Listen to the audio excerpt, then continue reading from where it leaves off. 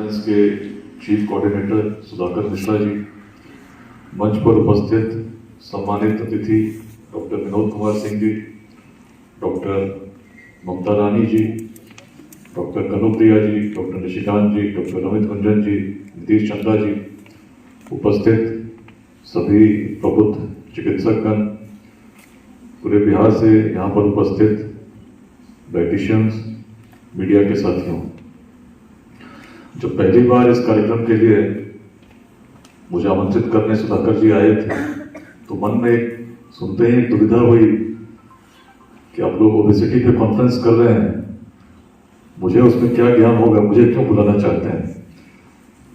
लेकिन निवेदन करते रहे कि नहीं, आपका आना जरूरी है, क्योंकि आप बिहार को प्रेरित करने का जो अभियान चला रहे हैं उससे निश्चित यह भी जुड़ा हुआ है, क्योंकि स्वस्थ रहेगा बिहार तभी तो अपनी ऊर्जा का उपयोग कर पाएगा। और यहाँ पर आकर जिस पॉजिटिविटी को, जिस ऊर्जा को मैं देख रहा हूँ, निश्चित जितने लोग यहाँ बैठे हैं,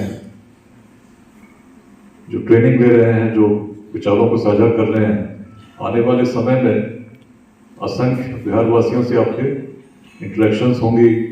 ऐसे लोग मिलेंगे जो बहुत परेशान होंगे अपने स्वास्थ्य को लेकर, अपनी शारीरिक क्षमता को लेकर, और कहीं ना कहीं आपसे एक समाधान खोजते रहेंगे। ऐसे में आपकी भूमिका बहुत महत्वपूर्ण होने वाली है। और इस कॉन्फ्रेंस को इस रूप में मैं शुभकामनाएं देना चाहूँगा। वर्ष के प्रारंभ में ही इसको हम लोग आयोजित होते हुए देख रहे हैं, तो इस पूरे वर्ष के अंत तक तो चीज़ों को आगे बढ़ाना ही है, आने वाले समय में भी इसको बहुत आगे ले जाना है। बिहार की बात जब करते हैं तो अभी मंच पर एंकर बता रही थी कि एनजीओ चलाते हैं, तो एनजीओ नहीं चलाते हैं। बहुत सीधी सी बात है, बहुत साधारण सा एक संदेश है, गीत में हम लोग सुन रहे थे, आइए मिलकर प्रेरित करें बिहार। संदेश क्यों है? हर बिहारवासी के मन में एक व्यथा है। व्यथा है कि जब एक समय ऐसा था, न आज की तरह मार्ग थे जिससे लोग सुगमता से यात्रा कर सकते, न वैसी टेक्नोलॉजी थी जिससे आप लोगों को जोड़ सकते, न वैसे संचार के माध्यम थे जिससे आप संदेशों को एक दूसरे के साथ प्रसारित कर सकते। लेकिन कुछ तो बात थी, कुछ तो ऐसी क्षमता थी जो व्यक्ति को व्यक्ति से जोड़ना जानती थी।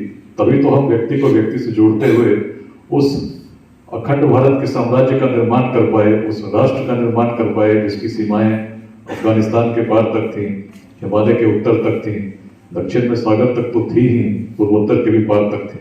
क्या बात थी? व्यथा क्यों होती है? जिस ज्ञान की भूमि को हम जानते हैं, जिसमें वेदांत का दर्शन संभव हुआ, विश्वविद्यालय स्थापित हुए, ऐसे स्थापित हुए जिसमें पूरे विश्व भर से लोग ठंडे रास्तों से चलकर आते थे, ऐसी उद्यमिता की भावना जगी जिसने पाटलिपुत्र जैसे नगर को स्थापित किया, जिसको उस समय के ग्रीक इतिहासकारों ने भी विश्व का सबसे सर्वप्रमुख नगर बताया। चंपा जैसे नगर को हमने स्थापित होते भागलपुर में देखा है, जिससे वियतनाम वासी इतने प्रेरित हुए कि 1500 वर्षों तक वियतनाम चंपा के नाम से जाना गया। पुरानी बातें सुनकर हर बिहारवासी गौरवान्वित होता है जब स्मरण करता है नालंदा का, विक्रमशिला का, जहाँ पूरे तिब्बत के लोगों ने 1000 साल पहले सोना दान दिया था। लेकिन जब वर्तमान को देखता है तो सोचता है क्या हो गया, अचानक कैसी बात क्यों हुई। जब विकास के पायदान पर हम देखते हैं तो पाते हैं बिहार सबसे पिछड़ा है। पढ़ने की बात, प्रॉपर डिग्री की बात तो छोड़ दीजिए, कोचिंग के लिए भी देखते हैं कि बिहार के बच्चे बिहार से बाहर जा रहे हैं, उस बिहार से जहाँ दुनिया भर के लोग आते थे, और जा भी रहे हैं कहाँ, तो कोटा जा रहे हैं, जहाँ शिक्षक भी बिहार के हैं, पढ़ने वाले भी बिहार के हैं। परिस्थिति ऐसी दुविधा क्यों हो गई? क्या अपने जीवन काल में हम कुछ कर सकते हैं जिस परिस्थितियों में परिवर्तन आए? परिवर्तन तो हर व्यक्ति चाहता है, परंतु परिवर्तन हो कैसे, इस पर चिंतन हम नहीं करते। तो अभियान का संदेश बड़ा सीधा है, कुछ सकारात्मक योगदान जो निस्वार्थ भाव से आप दे सकते हैं दें। अपनी ऊर्जा हम कहाँ लगाते हैं? संघर्ष करने में। संघर्ष किस बात पर? जाति के नाम पर, संप्रदाय के नाम पर, अलग अलग वादों के नाम पर, लिंग भेद के नाम पर। लेकिन यदि हम सोचें बिहार कैसा था, सोच कैसी थी, वेदांत की भूमि रही जहाँ भेदभाव था ही नहीं। जातियां तब भी थी, लेकिन जातिवाद बिहार में कभी हावी था ही नहीं। यदि रहा होता तो जिस ऐतिहासिक काल में हम अखंड भारत के साम्राज्य को पाते हैं, उस नंद वंश का उदय तो होता ही नहीं, बाद में मौर्य साम्राज्य आता ही नहीं। ये सभी ऐसे वंश थे जो क्षत्रिय नहीं थे। पूरे भारत में यदि आप देखेंगे तो अपवाद कहीं मिलते हैं तो बिहार में मिलते हैं, मगध में मिलते हैं जहाँ सबसे निम्न वर्ग का व्यक्ति भी सशक्त बन सका, और वैशाली में मिलती है जो पूरा उत्तर बिहार था, जिसके उत्तर में हिमालय, दक्षिण में गंगा, पूर्व में कौशिकी और पश्चिम में नारायणी गंडक स्थापित थी। 7,707 गणराजा चुनकर आते थे, जाति के आधार पर नहीं, गुणों के आधार पर लोग चुनते थे। ऐसी अवधारणा पूरे विश्व में नहीं थी कि शासक चुना जा सकता है। तब तक अवधारणा यही थी कि शासक किसी का पुत्र होना चाहिए, किसी वर्ग का होना चाहिए।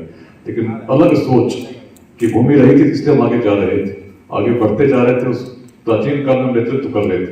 आज यदि हम संघर्ष करते रहेंगे, ऊर्जा संघर्षों को व्यर्थ करेंगे, निश्चित स्थिति और बद से बदतर ही होगी, सुधरेगी नहीं।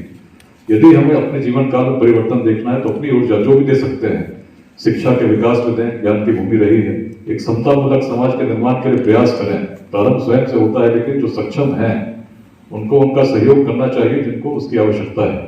इसी आह्वान के साथ जो चिकित्सक हमारे साथ इस अभियान में जुड़े हैं, केवल पटना जिले में जो जीवक अध्याय है, जीवक चिकित्सक थे भगवान बुद्ध के समय पर, उनके द्वारा 77 फ्री मेडिकल कैंप्स सैटरडे और संडे को लगाए गए हैं। अलग अलग जिलों में, बेगूसराय जिले में IIM के लोकल चैप्टर ने भी हर महीने के प्रथम रविवार को सभी चिकित्सक मिलकर किसी न किसी ब्लॉक में जाकर फ्री मेडिकल कैंप्स लगाते हैं। पटना में 1000 से अधिक महिलाएं जुड़ी हैं। उस महान गार्गी वाचकमणि का स्मरण करते हुए गार्गी अध्याय की स्थापना हुई और पटना में 5 केंद्रों पर शनिवार रविवार को गार्गी पाठशाला चलती है, जिसमें स्लम्स के बच्चे पढ़ते हैं, महिलाएं निःशुल्क योगदान करती हैं। अनेक इस प्रकार के निःशुल्क कैंप पूरे बिहार के अलग अलग क्षेत्र में चल रहे हैं। भागलपुर में, पटना में 40 बच्चे IIT और मेडिकल की तैयारी कर रहे हैं, निःशुल्क, बिना भोजन और आवासन के साथ। कैसे संभव हो पा रहा है?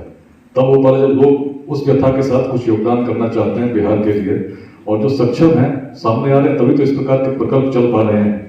तो सभी से एक प्रकार का आह्वान है कि हम क्या कर सकते हैं। स्थिति को दोष देने से कुछ नहीं बदलता है, लेकिन हम यदि कुछ करके प्रयास प्रारंभ कर दें तो हमेशा याद रखना, समाज को नुकसान दुर्जनों के दुष्कृत्यों से उतना नहीं होता जितना सज्जनों की निष्क्रियता से होता है। सोचने से कुछ नहीं बदलेगा, थोड़ा सा प्रयास हम मिलकर करेंगे और लोग प्रेरित होंगे, प्रेरित होकर उस प्रकार के थोड़े से प्रयास करने देंगे, ऊर्जा सही दिशा में लगाएंगे। शिक्षा, समता, उद्यमिता, कितना भी पढ़ लो, यदि सोचोगे केवल सरकारी नौकरी ही मिलनी चाहिए तो संभव नहीं है कि हर व्यक्ति को सरकारी नौकरी मिले। इसलिए उद्यमिता की भावना को जागृत करने के लिए हम लोग प्रयास कर रहे हैं कि बिहार के युवाओं को स्टार्टअप कैसे लगाएं, इसके बारे में अच्छे मेंटर्स मिल सकें, कैसे नेटवर्क हम बना सकें। बिहार के बाद जितने भी अध्याय हैं, चाहे Mumbai, Delhi, Bengaluru, Hyderabad, UAE, USA, UK, सभी में जितने लोग जुड़े हैं, उनका प्रयास यही है कि बिहार के अपने जिलों के युवाओं को मार्गदर्शन दे सकें। इसी के निमित्त अलग अलग स्टार्टअप समिट्स भी हम लोग आयोजित करने का प्रयास कर रहे हैं। और आज एक अलग श्रेणी में ओबिकॉन 2023 के साथ भी लेट्स इंस्पायर बिहार का संदेश जुड़ रहा है, जिसमें कि स्वस्थ बिहार के निर्माण में आपके योगदान की आवश्यकता है। और इसके लिए मैं आपको शुभकामनाएं देना चाहता हूँ, साथ में कहना चाहता हूँ, इस अभियान के साथ जुड़िए और मिलकर जो प्रयास आप कर सकते हैं, निस्वार्थ, कुछ आंशिक ही सही, यदि आपने देना प्रारंभ कर दिया और लोगों को देने के लिए प्रेरित करना प्रारंभ कर दिया, तो निश्चित ही अपने जीवन काल में उस बिहार को हम देख पाएंगे जिसमें शिक्षा के लिए किसी को बाहर जाना नहीं पड़े, संसाधन यहाँ उपलब्ध हों, और रोजगार के लिए किसी को बाहर नहीं जाना पड़े, वैसे साधन उपलब्ध हों। असंभव कुछ नहीं। एक व्यक्ति ने अपने जीवन काल में अखंड भारत के साम्राज्य को विस्थापित होते देखा था। उस समय भी जब प्रारंभ हुआ होगा, लोगों ने निश्चित उपहास बनाया होगा, लेकिन यदि हमने उस यज्ञ का प्रारंभ कर दिया, आहुति देनी प्रारंभ कर दी, तो यज्ञ को दावानल बनने में समय नहीं लगता यदि मन का भाव शुद्ध हो। स्वप्न देखने चाहिए, लेकिन स्वप्न तभी पूरे होते हैं जब आधार निश्चित हो, आधार तय हो। बिना आधार के स्वप्न यदि हम देखेंगे तो स्वप्न कभी पूरे नहीं होंगे। और बिहार के भविष्य का स्वप्न यदि हम देखते हैं तो आधार तो बड़ा स्पष्ट है। जब संसाधन नहीं थे तब तो हम पूरे भारत का नेतृत्व कर रहे थे, उस भारत में जिसकी सीमाएं आज के भारत से कहीं अधिक विस्तृत थी, और अलग दृष्टिकोण से, अलग दृष्टि के साथ कर रहे थे, पूरे विश्व में एक प्रेरणा स्रोत के रूप में जाने जा रहे थे। आज जब संसाधन ऐसे हैं कि वो व्हाट्सएप ग्रुप में हम लोगों ने जोड़ना शुरू किया तो 1 वर्ष में 52,000 लोग तो अलग अलग अध्यायों में जुड़ गए।